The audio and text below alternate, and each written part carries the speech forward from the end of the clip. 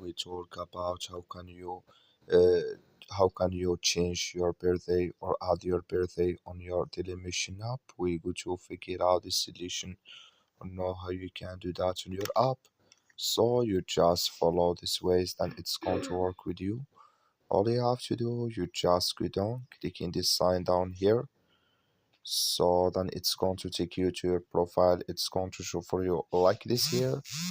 So then all you have to do next, you just go here above this sign, click on it. So then it's going to show for you a list like this. You click here on settings here. When you just click on settings, it's going to take you to this list. It's going to show for you like this. Then here you click on account, you just click on it here. So then you click here on your name, and then you come here to birthday. So you just click on it here, and here can you change your birthday here. Then you click here on done.